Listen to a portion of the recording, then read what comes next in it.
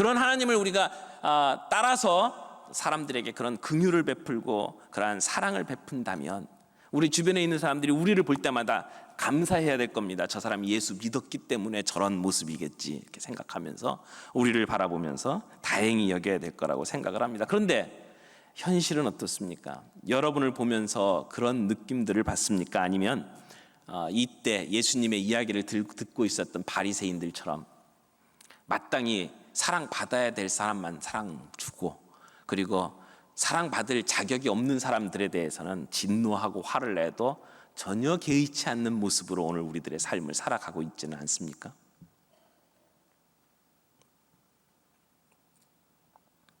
오늘 우리 모습을 보면서 세상 사람들이 이 아버지의 모습으로 비춰지고 그러한 모습으로 우리를 바라볼까요? 아니면 사랑할 사람만 사랑하는 바리새인의 모습으로 우리를 바라보고 있을까요?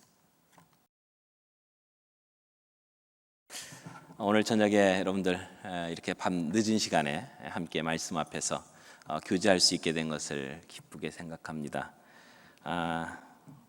오늘 이 말씀은 그 아버지에 대한 말씀입니다. 하나님 아버지에 대한 이야기잖아요. 근데 종종 그 하나님 아버지의 이미지가 우리 육신의 아버지의 이미지하고 상당히 이렇게 겹쳐서 우리에게 다가오곤 합니다. 근데 프로이드가 이런 얘기를 했어요. 사람이요 자기의 육신의 아버지에 대한 개념에 따라서 신관이 형성된다. 이런 이야기를 했더라고요. 근데 가만히 생각해 보니까 굉장히 맞는 말인 것 같아요. 내가 아버님에 대한 기억이 어떻고 아버님에 대한 생각이 어떻느냐에 따라서 우리 하나님 아버지에 대한 생각들이 정리가 되고 그리고 그 기억에 의해서 하나님을 이해하게 되는 게 아닌가 하는 그런 생각들이 종종 듭니다. 어떤 한 목사님께서 일찍이 아버님을 여의셨어요. 그리고 어머니는 31살에 과부가 되셨는데 아이들이 그때 8살, 6살, 4살, 2살 이렇게 줄줄이 아이들이 있는 상태에서 과부가 되셨거든요. 힘이 들 때면 그 어머님이 산소에 가서 목 놓아 우는 모습을 뒤에서 지켜보면서 함께 눈물을 흘리면서 자라나셨다고 그러시더라고요. 근데 평생에 한 번도 아버지라는 이름을 불러본 적이 없기 때문에 예수님을 믿게 되고 하나님을 향해서 아버지라고 부르는데도 불구하고 자기 마음속에 하나님 아버지라고 하는 어떤 그 아버지라고 하는 데에서 오는 감동, 아버지라고 하는 부르는 데에서 오는 어떤 따뜻함, 그런 어떤 감이 전혀 오질 않아가지고 예수를 믿고도 굉장히 힘든 시간을 보내노라고 고백하는 그러한 그 목사님의 이야기를 들은 적이 있습니다. 여러분은 어떠십니까? 여러분의 그 아버님의 모습은 어떤 모습으로 다가오십니까? 우리 남자들은 그런 얘기들 하잖아요. 눈물을 보이면 안 된다. 남자다워야 한다. 라고 하는 그런 그 강박관념에 속아서 항상 경계를 늦추지 않고 내 어떤 그 눈물을 보이지 않으면서 감정적으로 메말라간 그러한 삶을 우리 아버지들이 살아오지 않았나 하는 생각을 해봅니다. 세상 속에서 살아남기 위해서는 경계를 늦출 수 없고 때로는 남을 속일 수밖에 없고 또 내 속 마음을 드러내지 않기 위해서 두꺼운 갑옷을 입고 그리고 살아가왔던 우리의 아버지들. 그래서 언젠가 시간이 지나고 이제 나이가 들면 늙었을 때에는 빈 껍데기만 남은 그러한 모습들로 우리들의 눈에 보이지 않았나 하는 생각을 해봅니다. 특별히 우리 한국은 권위주의적인 어떤 유교 문화 속에서 자라왔잖아요. 그러다 보니까 그 아버지의 따뜻함이라든지 그 아버지의 그 어떤 그 넓은 사랑보다는 엄격한 그리고 무서운 그리고 때로는 어려운 그러한 분으로 우리들의 머릿속에 자리를 잡고 있지 않나 하는 생각을 해보았습니다. 그게 제가 가지고 있었던 아버지에 대한 생각이기도 하고요. 그러다 보니까 그랬던 그 아버지에 대한 개념들이 때때로 하나님 아버지께 투사되고 그래서 하나님을 생각할 때마다 하나님의 마음을 기쁘시게 해드리기 위해서 내가 완벽한 존재가 되어야 된다고 생각했고 그리고 뭔가 그 나 자신을 하나님 앞에서 증명해 보이기 위해서 계속해서 애써왔던 그러한 삶의 모습이 아니었나. 그러다 보면 목사로서 살아가다 보면 때로는 어떤 그 결과 열매를 뭔가 이렇게 드리고 싶어서 최선을 다하는 모습 속에서 때로는 가까이에 있는 사람들에게 짜증을 부리고 나도 모르는 그 화를 보여주고 그러면서 때때로 무너져갔던 저의 모습들이 있었던 것을 제가 돌아봅니다. 만약 하나님 아버지께서 그러한 내가 가지고 있었던 생각과 같은 아버지라면 그러면 어쩔 수 없이 나의 신앙생활은 인정받기 위해서 애쓸 수밖에 없는 그런 율법주의에 갇혀버리고 말게 된다고 생각을 합니다. 기쁨이 없고 어떤 풍성함을 누리지 못하고 예수는 분명히 믿긴 믿는데 뭔가가 힘들고 어렵고 그리고 이루지 못한 그 어떤 것들을 그래서 우리가 신앙생활 하면서도 내 주변에 있는 사람들과 더불어 함께 기뻐하고 용서하고 그리고 사랑하고 품고 이런 것보다는 다른 사람들이 살아가는 모습을 보면서 결점이 보이고 뭔가 지적해주고 싶고 그리고 그들과 비교해서 내가 나은 것들을 뭔가 얘기해야 되는 그러한 신앙생활들을 해올 수밖에 없지 않는가 하는 생각들을 해봅니다. 예수님에 대해서 생각할 때는 예수님은 사랑이시다고 생각을 하는데 하나님에 대해서 생각할 때마다 하나님은 뭔가 엄격하신 분이고 우리에게 진노하시는 하나님, 화가 나 있는 하나님으로 우리에게 다가올 때가 많이 있지 않느냐는 것이죠. 그래서 예수님하고는 관계를 깊이 참 좋은 관계를 맺는데 불구하고 하나님에 대해서만큼은 뭔가 거리가 있고 그리고 두려움의 존재로 우리 앞에 자리 잡고 있는 그러한 모습들을 종종 보게 된다라고 하는 것이죠. 그래서 저는 오늘 여러분과 함께 우리 하나님이 어떠하신 하나님인지를 함께 좀 나누는 시간들이 되었으면 좋겠다고 생각을 했습니다. 그래서 우리 영적인 아버지에 대한 우리의 새로운 경험이 있는 이 밤이 되었으면 좋겠고요. 물론 우리 가운데 아버지에 대해서 좋은 경험을 가지고 있고 깊은 사랑을 경험하신 분들이 있다면 하나님에 대해서 더 깊은 사랑을 경험할 수 있는 이런 시간들이 되었으면 좋겠습니다. 여러분, 하나님이 어떠하신 분이십니까? 우리 아버지가 어떠하신 분이십니까? 사실 우리가 그 아버지를 다 알 수는 없어요. 그 하나님 아버지가 가지고 계시는 우리를 향한 사랑에 대해서 우리가 다 이해할 수 없고 다 감을 잡을 수는 없습니다. 그 사랑의 깊이와 넓이와 높이 우리가 다 알 수는 없지만 오늘 성령님께서 우리들의 마음속에 들려주시는 그 음성을 따라서 그 하나님의 사랑을 한번 생각해보고 또 느껴보고 그리고 누릴 수 있는 이 시간이 되었으면 좋겠습니다.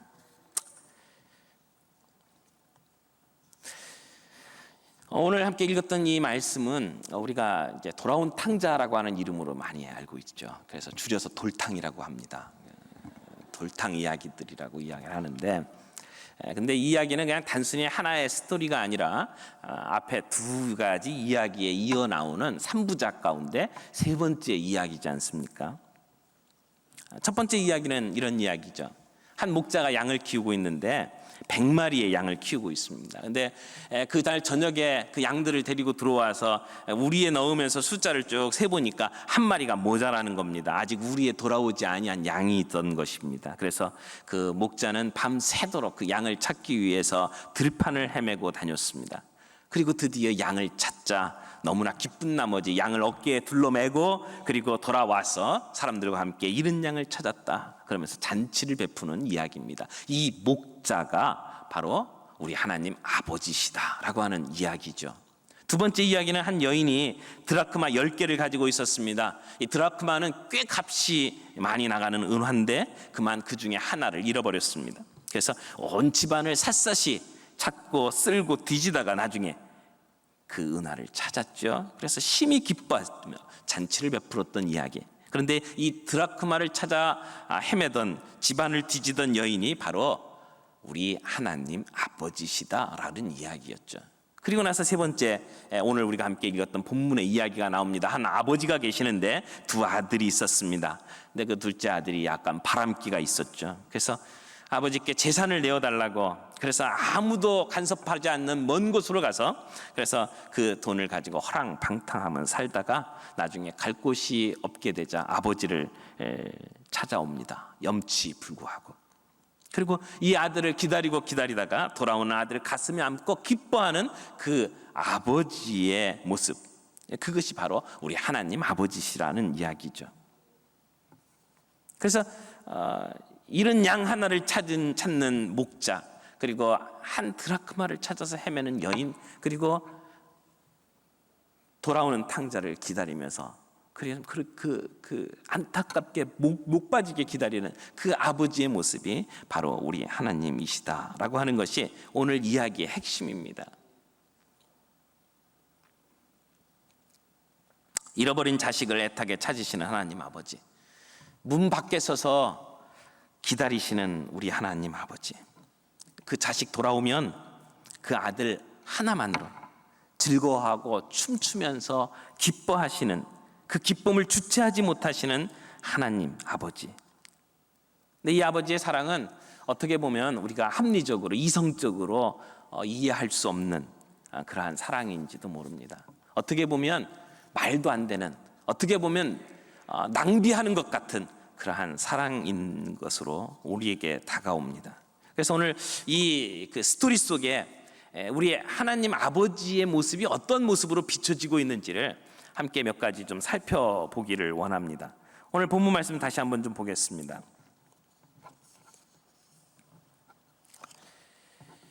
11절에 보니까 어떤 사람이 두 아들이 있는데 그 둘째가 아비에게 말하되 아버지여 재산 중에서 내게 돌아올 분깃을 내게 주소서 하는지라. 아비가 그 살림을 각각 나누어 주었더니라는 말씀이 나오죠.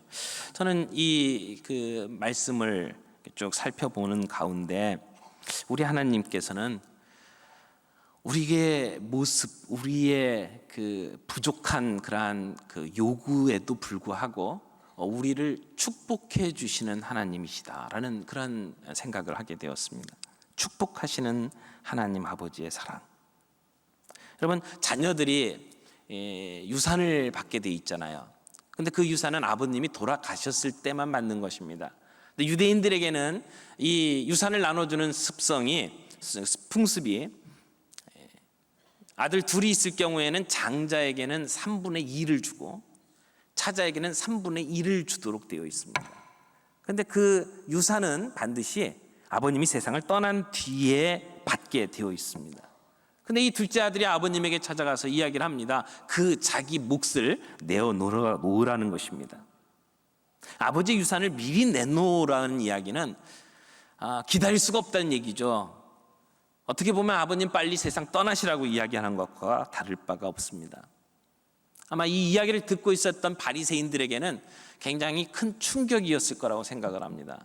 저런 페류나가 있나 라는 생각이 들 정도로 말이 안 되는 요구를 아들이 하고 있는 것입니다. 아마 지금 같으면 그런 놈에게 그 재산을 떼어주는 아버지 아마 별로 없을 겁니다. 아마 화가 나가지고 변호사 불러가지고 저놈에게는 유산 남겨주지 말라고 아마 그렇게 유언을 남겨놓을지도 모릅니다. 그런데 본문의 아버지는 그 아들에게도 축복을 해주고 몫을 주신다는 것입니다. 하나님 아버지의 축복은 마치 분수와도 같습니다. 의로운 자에게나 불의한 자에게나 누구에게나 축복을 주시는 분. 그래서 악인에게도 비를 내리고 선인에게도 비를 내리고 또 악인에게도 햇빛을 주시고 선인에게도 햇빛을 주시는 그러한 하나님 아버지로 성경은 이야기를 하고 있습니다. 누가복음 6장 36절에 보니까 너희 아버지의 자비로우심 같이 너희도 자비로운 자가 되라고 말씀을 하십니다. 우리 아버지가 긍휼하신 분이십니다. 그래서 우리에게 긍휼한 사람이 되라고 말씀을 하십니다. 그래서 하나님 아버지를 생각할 때마다 그분은 우리의 부족함, 우리의 연약함, 우리가 사고를 침에도 불구하고 우리를 향해서 축복을 쏟아주시는 하나님이십니다. 그런 하나님을 우리가 따라서 사람들에게 그런 긍휼을 베풀고 그러한 사랑을 베푼다면 우리 주변에 있는 사람들이 우리를 볼 때마다 감사해야 될 겁니다. 저 사람이 예수 믿었기 때문에 저런 모습이겠지 이렇게 생각하면서 우리를 바라보면서 다행히 여겨야 될 거라고 생각을 합니다. 그런데 현실은 어떻습니까? 여러분을 보면서 그런 느낌들을 받습니까? 아니면 이때 예수님의 이야기를 듣고 있었던 바리새인들처럼 마땅히 사랑받아야 될 사람만 사랑 주고, 그리고 사랑받을 자격이 없는 사람들에 대해서는 진노하고 화를 내도 전혀 개의치 않는 모습으로 오늘 우리들의 삶을 살아가고 있지는 않습니까?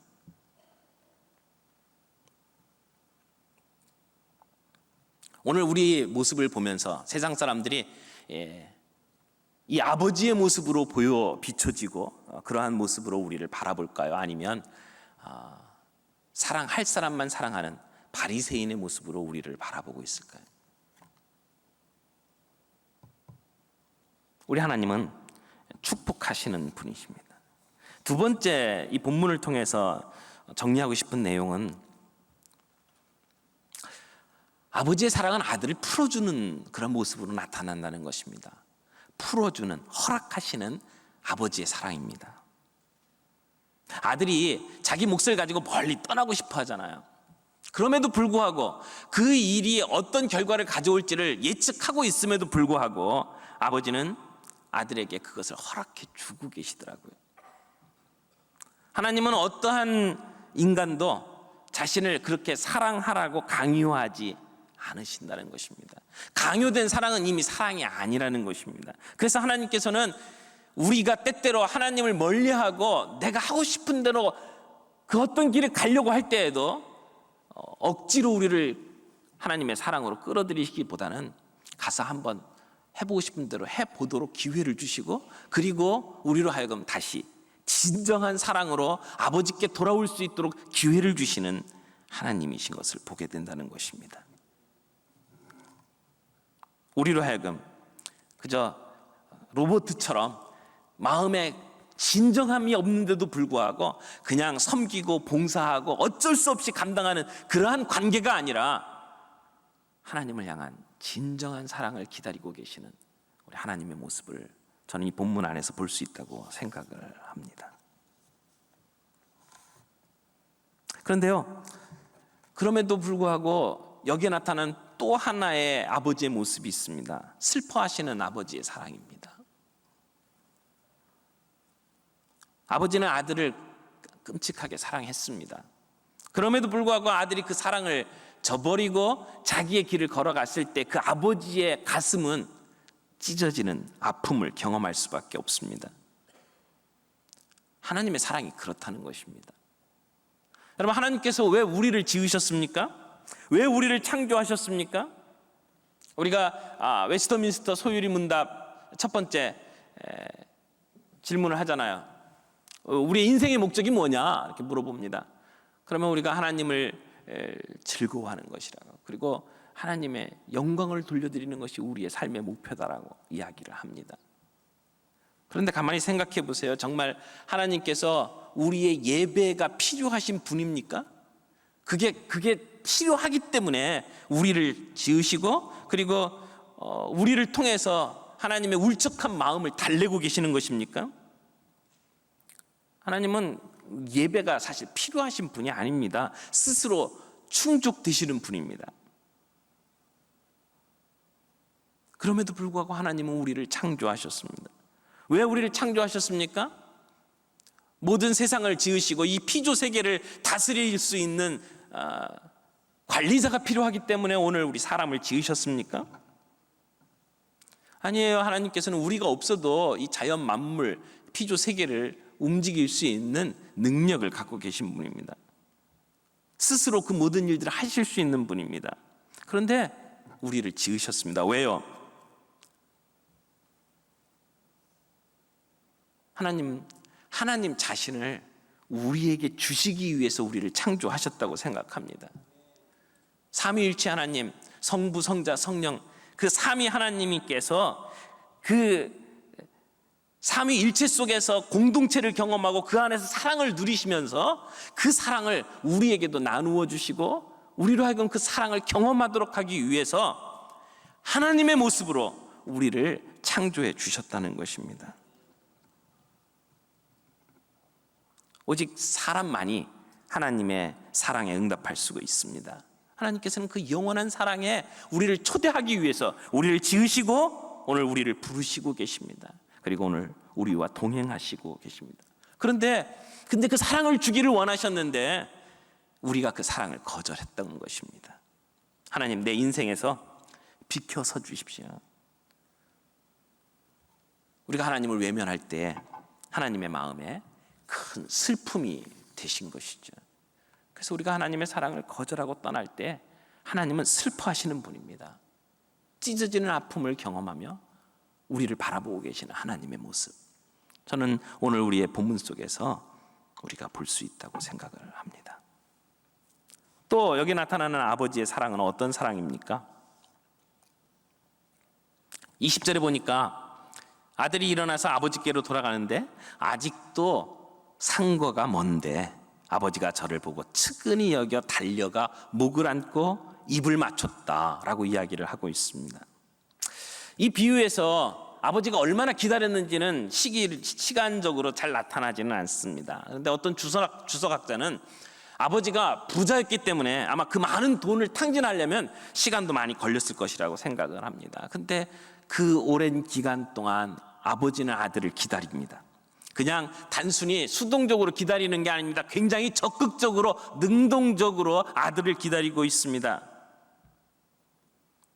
오늘 아버지가 아들을 기다리는 것은 아들이 탕진해버린 돈 때문이 아닙니다. 아들 그 자체에 관심을 갖고 계시는 것입니다. 그래서 잠을 잘 수가 없었습니다. 동구 밖에 나가 그 아들이 언제 돌아오나 기다리고 있었던 그 아버님의 모습.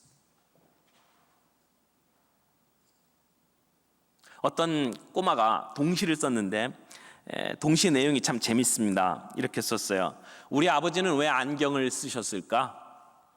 나를 자세히 보기 위해서. 우리 아버지는 왜 키가 크실까? 내가 어디 있는지 늘 지켜보기 위해서. 이런 시를 쓴 것을 보았습니다. 우리 아버지는 언제나 우리 자식들을 바라보고 있잖아요. 어떤 일이 벌어질까? 노심초사하면서, 그리고 그 아들이 잘 될 것을 바라보면서, 그러면서 쳐다보고 있잖아요. 자식은요, 아버지의 사랑 안에 있을 때 진정한 행복과 자유를 누릴 수가 있습니다. 물론 이 둘째 아들이 아버지와 멀리 떨어져서 살 때 행복하다고 느꼈을지도 모릅니다. 돈이 있을 때는 그 옆에 친구가 있고, 돈이 있을 때는 여자들이 있었고, 돈이 있을 때는 정말 뭐든지 다 누릴 수가 있었어요. 그때는 잠시 행복하다고 느낄 수 있었는지는 모릅니다. 그러나 돈이 떨어졌을 때는 여자도 떠나고 친구도 떠나고, 그리고 그 행복도 떠날 수밖에 없었죠. 돈이 주는 것은 가짜입니다. 잠시 있다 없어지는 일시적인 것이지 않습니까? 결국 이 둘째 아들이 인생의 밑바닥을 치게 됩니다. 모든 것을 상실했습니다. 마침 그 땅에 또 흉년이 들어서 할 수 없이 돼지치는 일을 하게 됩니다. 그리고 돼지가 먹는 쥐염 열매를 먹으면서 연명을 해야만 했습니다. 여러분, 이 지금 바리새인들 앞에서 지금 이야기를 하고 있잖아요. 근데 이 유대인들에게 돼지를 친다? 그리고 돼지가 먹는 쥐염 열매를 먹고 있다? 이건 상상할 수 없는 일입니다. 유대인이, 히브리 사람이 돼지하고 살아? 말할 수 없는.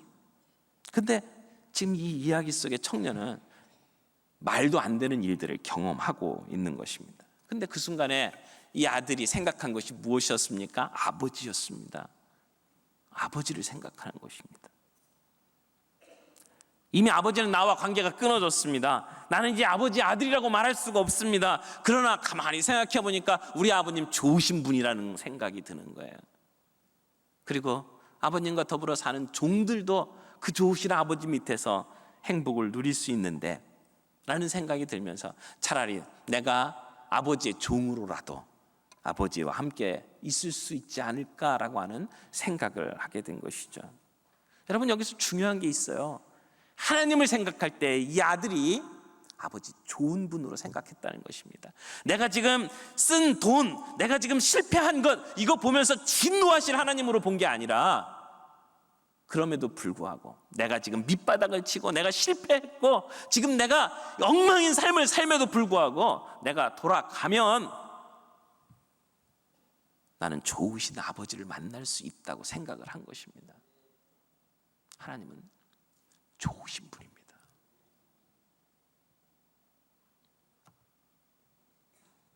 여러분, 하나님이 어떠하신 분이신지, 하나님이 정말 선하신 분이라고 하는 것을 체험하는 사람은 하나님께로 돌아올 수 있어요. 하나님이 정말 좋으신 분이라고 하는 것을 기억하는 사람은 다시 주님 앞으로 돌아올 수밖에 없습니다. 많은 사람들이 주님께 돌아오지 않는 이유가 하나님은 죄에 대해서 진노하시는 분이다라고 하는 것만 생각하시기 때문이라고 생각합니다. 그래서 교회 나오라고 하면 지금 내가 하고 있었던 잘못된 것들을 좀 다 정리하고 그리고 교회 나오겠다고 이야기하잖아요. 교회 나오라고 하면 술 끊고 담배 끊고 그리고 나갈게 이야기를 하잖아요. 그리고 교회 나오라고 하면 지금 내가 잘못된 관계를 청산하고 나서 교회에 나올 거라고 이야기하지 않습니까? 근데 하나님이 얼마나 선하신 분인가를 알면 그렇게 말하지 않을 수 있다라고 하는 것입니다. 주저하지 않고 거절하지 않고 그 선하신 하나님 앞에 나올 것이라고 저는 믿습니다. 드디어 이 아들이 돌아오기로 결심을 했습니다. 그러나 결심했다고 해서 그 하나님 아버지의 사랑을 경험한 것은 아니죠.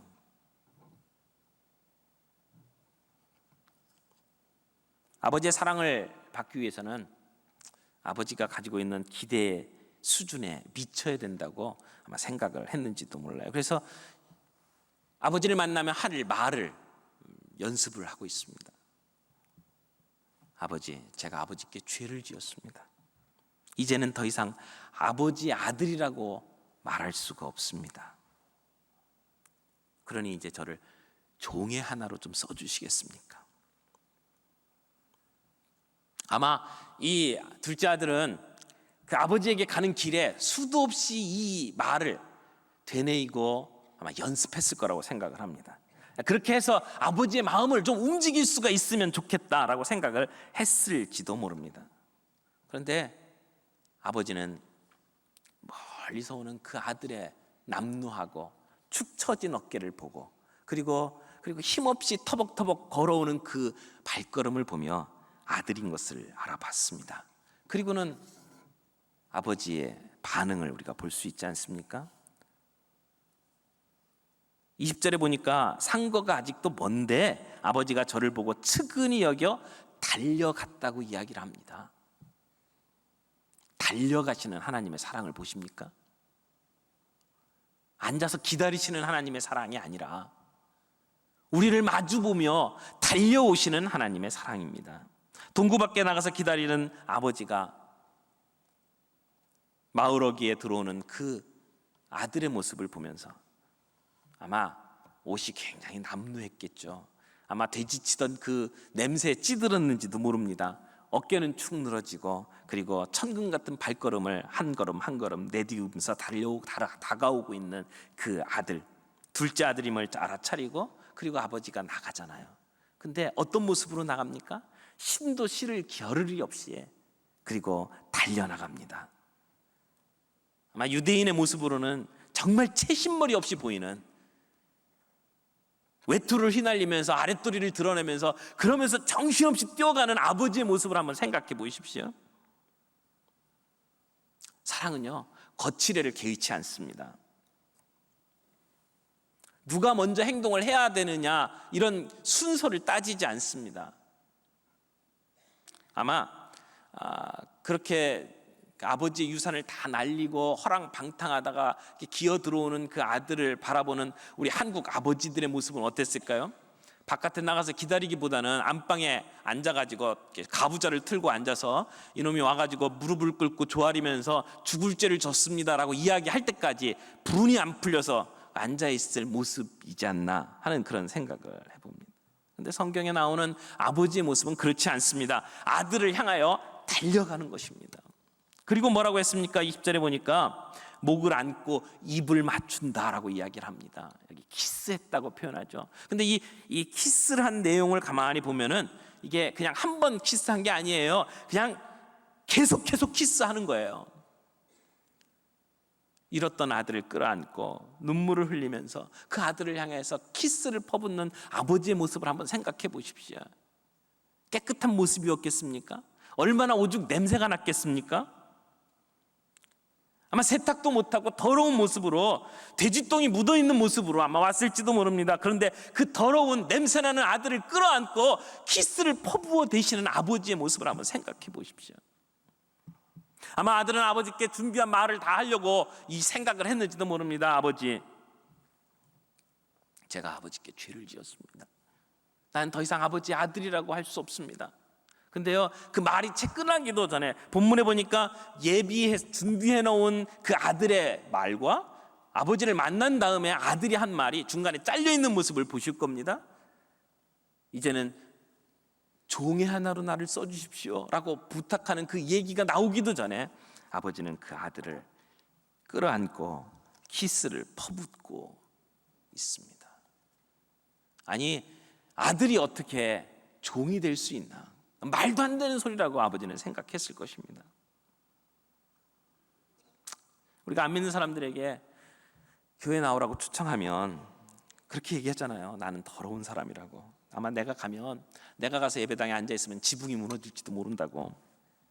그래서 나오기 전에 내 삶을 잘 정돈하고 교회 나오겠다고. 교회는 죄인들을 환영하지 않지 않냐고 이렇게 생각들을 대부분 하고 있잖아요.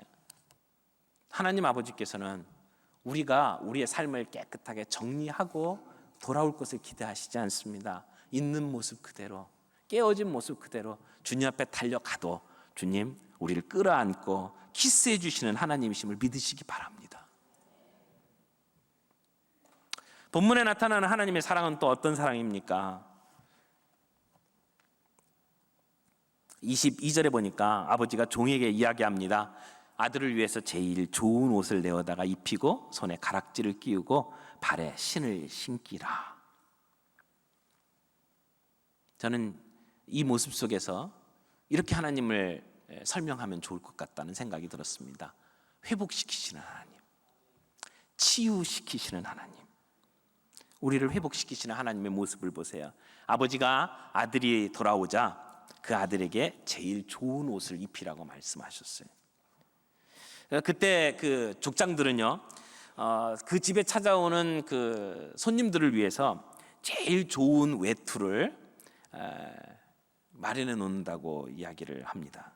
당시에는 지금처럼 이렇게 아주 좋은 호텔이나 이렇게 손님이 묵을 수 있는 그러한 시설들을 갖추지 못했잖아요. 그래서 정말 귀한 손님이 오게 되면 족장에게로 가서 그 족장이 가지고 있는 그 제일 좋은 옷을 가져다가 그분에게 입혀드리는 것이 그분을 예우하는 정말 좋은 대우다, 이렇게 이야기를 하던데요. 근데 아버지가 그 종들에게 이야기를 합니다. 그 옷을 가져다가 이 아들에게 입히라는 것입니다. 정말 지체 높으신, 정말 왕과 같은 사람에게나 입혀야 될 그 옷을 아버지의 재산을 다 말아먹은 그 탕자,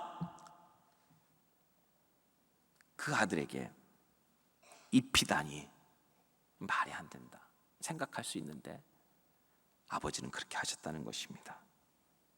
정말 높은 수준에 있는 사람들과 정말 많은 사람들이 존경하는 그 어떤 사람들과 그리고 지금 집에 다시 돌아온 아들과 같이 놓고 보는 아버지의 모습, 다시 회복시켜 주시는 거죠. 옷을 가져다 입히라고 이랬어요. 그리고 또 하나 뭐라고 했습니까? 반지를 끼워주래요. 그 반지는 상속자라고 하는 것을 상징하는 반지라고 합니다. 다시 내 아들이에요. 다시 후사가 되었다는 것을 이야기해요. 다시 이 아들이 내 상속자라고 하는 것을 드러내 보여주는 아버지의 회복시키시는 사랑이라는 것입니다. 그리고 이제는 아들이라고 부르지 말고 종으로 써달라고 부탁하는 그 아들에게, 자존심을 잃어버린 그 아들에게 신발을 신겨줍니다. 당시에 종들은 신을 신지 않았다고 이야기를 합니다. 아버지는 그 아들에게 다시 아들로서의 복권을 시켜주는, 다시 회복시켜주고 치유해주는 그러한 상징으로서 그에게 신을 내다 신기도록 했다라고 하는 것입니다. 우리의 실패가 어떻든지 간에, 우리가 하나님 앞에 어떤 죄를 지었든지 간에 우리가 주님 앞에 돌아올 때 주님은 우리를 끌어안고 키스를 퍼붓고 그리고 우리를 회복시켜 주시는 하나님이라는 사실을 잊지 마시기를 바랍니다. 우리 가운데 주님 앞에 용서받지 못할 죄를 지었다고 생각하는 그런 일들이 혹시 있다 할지라도 하나님은 용서 못하실 죄가 없다. 오늘 본문은 우리에게 그렇게 선포하는 것입니다. 우리를 다시 회복시키시고 다시 복권시키신다. 또 하나 아버지의 모습을 좀 보죠. 아버지가요, 옷을 내다 입히고 손에 가락지를 끼우고 그리고 발에 신을 신길 뿐만 아니라 살진 송아지를 끌어다가 잡고 먹고 즐기세요. 그리고 잔치를 베풀었습니다. 잔치를 베푸시는 아버지의 사랑을 보십니까? 마을 사람들을 불러서 잔치를 베푸는 것은 공개적인 파티를 열어주는 것입니다. 아마 아들이 돌아왔어도 마을로 나가서 사람들을 만나기는 굉장히 힘들었을 거예요. 사람들이 보면서 수근수근 됐을 겁니다. 저놈이 저 짓을 했다고. 사람들 앞에 눈을 들지 못하고 그리고 죄인으로 살아갈 수밖에 없었던 그 아들에게 동네 사람들을 다 불러서 잔치를 베풀고 동네 사람들이 뭐라고 생각하든 관계없다. 얘는 내 아들이다. 선포하는 모습을 보십니까? 때때로 우리가 실패하고 때때로 우리가 만들어 내놓은 업적이 별 볼 일 없을 때 우리는 수치심을 갖게 됩니다. 사람들 앞에 설 때마다 뭔가 비교해가면서 나는 그럴 자격이 없다고 생각을 합니다. 근데 하나님께서는요, 우리의 그 수치감이 없어지기를 바랍니다. 우리의 수치심을 회복시켜 주십니다. 그래서 많은 사람들 앞에서 내 사랑하는 아들이다 라고 증명해 보이시고 이제 동네 사람들 앞에서도 떳떳이 머리 들고 서서 살아갈 수 있도록 만드시는 아버지의 모습, 아버지의 배려를 오늘 여기에 볼 수가 있습니다. 근데요, 탕자뿐만 아니라 큰아들 역시 아버지의 마음에 상처를 주는 아들인 것을 또 한번 보게 되죠. 아버지는, 이 큰아들은 아버지한테 한 번도 거역한 적이 없습니다. 아마 아버지의 기대에 부응하기 위해서 굉장한 성취 수준을 이루어가면서 살아갔던 아들이었는지 몰라요. 근데 자기의 동생이 아버지의 재산을 다 말아먹고 돌아왔을 때 아버지가 잔치를 베풀어주고 그리고 그 아들에게 대하는 모습을 보면서 불같이 화를 내는 그 큰아들의 모습이 본문 안에 나오고 있습니다. 그리고는 그 자기 동생을 향해서 자기 동생이라고 이야기하지도 않습니다. 아버지의 아들이라고 설명을 합니다. 근데 아버지는요, 네 동생이 돌아왔지 않니? 이렇게 설명을 하고 있잖아요. 어떻게 보면 이 첫째 아들은 자기의 동생을 동생으로 인정하지 않는 것입니다. 그러면서 아버지에게 불같이 화내는 이 첫째 아들의 모습 역시 또 하나의 탕자인 것을 보게 됩니다. 근데 아버지가 어떻게 합니까? 그 첫째 아들도 끌어안습니다. 철없는 첫째 아들도 품에 안고 그리고는 그를 품에 안고 끌어안는 아버지의 모습. 어떻게 보면 아버지는요, 자식에게 바보와 같이 다가갑니다. 둘째 아들뿐만 아니라 첫째 아들까지도 아버지의 가슴에 담을 수 있는 넓은 저수지와 같은 마음으로 다가가는 그러한 아버지의 모습을 오늘 봅니다. 사랑하는 성도 여러분, 오늘 본문 안에서 아버지의 사랑을 보십니까? 하나님 아버지의 다함 없으신 사랑, 넘치는 사랑을 우리가 함께 보기를 원합니다. 여러분, 신앙생활 하시면서 종종 하나님의 뜻대로 살지 못하는 순간들이 있잖아요. 법을 어길 때마다, 때로는 내가 하나님의 뜻을 이루어드리지 못할 때마다 우리 하나님을 향하여 마치 내가 무슨 실수를 하지 않을까 조사하고 쫓아다니는 경찰과 같은 모습으로 하나님을 생각하고 있지는 않습니까? 아니면 나와 함께 시간을 보내기 위해서 정말 안타까워하시고 애타하시는 그러한 사랑 넘치는 아버지로 그 하나님이 여러분들에게 다가오고 계십니까? 아들이 돌아온 것을 기뻐하시고 만족해 하시는 아버지, 어떤 조건도 달지 않았어요. 돌아온 아들을 향하여 내가 진정한 내 아들이 되기 위해서는 어떻게 해야 된다고 말씀하지도 않으셨어요. 그냥 끌어안고 사랑하시는. 그래서 본문은 제목이요, 돌아온 탕자 돌탕이 되어서는 안 된다고 저는 생각합니다. 하나님 아버지의 넘치는 사랑이 이 이야기의 제목이 되어야 된다고 생각해요. 하나님의 사랑을 여러분은 어떻게 생각하십니까? 내가 하나님 앞에 얼마만큼 섬기고 얼마만큼 봉사하느냐에 따라서 하나님이 나를 사랑하시는 분이라고 혹시 생각하고 계시지는 않습니까? 어떤 분은 자동차 사고가 났는데 굉장히 마음속에 죄책감을 가지고 이런 얘기를 하더라고요. 내가 오늘 새벽기도를 빠졌더니 하나님께서 저에게 벌을 내리셨다고. 여러분, 하나님 아버지가 그렇게 쫀쫀하신 분입니까? 큐티 한번 빼먹었다고, 새벽기도 한번 빼먹었다고, 내가 실수하고 죄 지었다고 우리를 향해서 이렇게 화풀이 하시는 하나님이 아니라는 것입니다. 하나님은 무조건적인 사랑으로 나를 사랑하십니다. 그 하나님의 사랑을 내가 진정으로 느끼게 되면 우리는 기표고 살 수 있고, 그리고 신앙생활에 정말 풍성함을 맛볼 수 있다고 생각을 합니다. 우리 하나님 아버지의 사랑을 우리가 함께 정말 그렇게 누리고 경험했으면 좋겠습니다.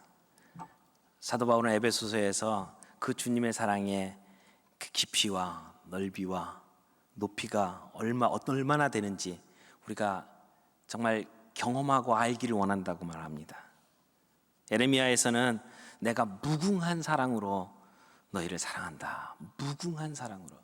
그 주님의 정말 넓으신 품을 우리가 알기만 한다면 때로 힘들고 때로는 외롭고 때로는 다른 사람들이 나에게 말도 안 되는 말로 비난하고 힘들게 한다 할지라도 그 가운데서 우리는 다시 일어날 수 있는 힘을 얻게 된다고 믿습니다.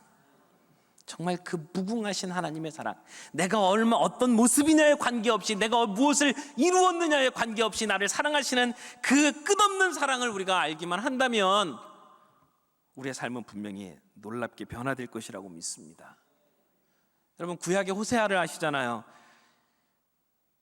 하나님께서 호세아에게 창녀촌에 고멜을 데려다가 아내를 삼으라고 말씀하셨습니다. 그리고 세 남매를 낳았습니다. 근데 그 여인이 다시 옛날의 자리로 돌아갔습니다. 근데 하나님께서 호세아에게 이야기합니다. 내 아내를 다시 데리고 와라.